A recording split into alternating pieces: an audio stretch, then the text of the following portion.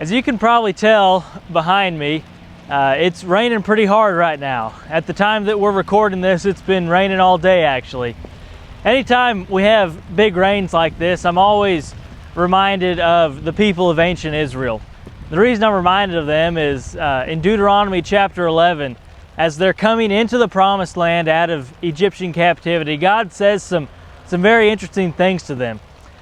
In Deuteronomy chapter 11, starting around verse 8 and following, God basically tells them, look, I'm going to bring you into this land and you're going to have to rely on me while you're in this land.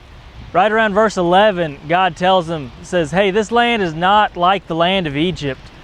Well, in the land of Egypt, they had the Nile River, and every year it would flood and it would provide for their fields and their crops, and they would have a very abundant year because of that.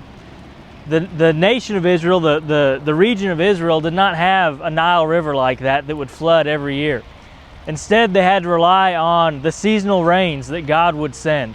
So God tells the people of Israel, when you go into this land, you're going to have to rely on me for that rain.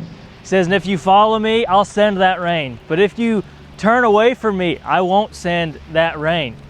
And this would have been a great test for the faith of the people of Israel, as the farmers in the land would have expected the rain, and sometimes if it came late or if it wasn't as much as they wanted, they might start to question a little bit, is God really going to provide for us? It would have been tempting for them to seek to be provided for from someone else, from maybe an idol or something like that, and that was the temptation for them. We have that same temptation today, where we look at our life and we look for things that God has said He will provide for us.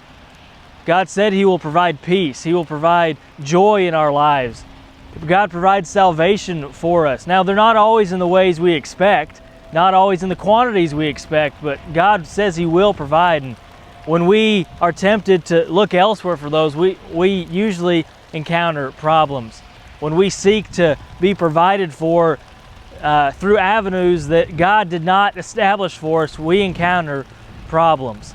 Instead, we should only seek those things which God has said He will provide for us. We should seek those things from God, not from someone else, not from mankind, not even from ourselves. We should instead seek them from God.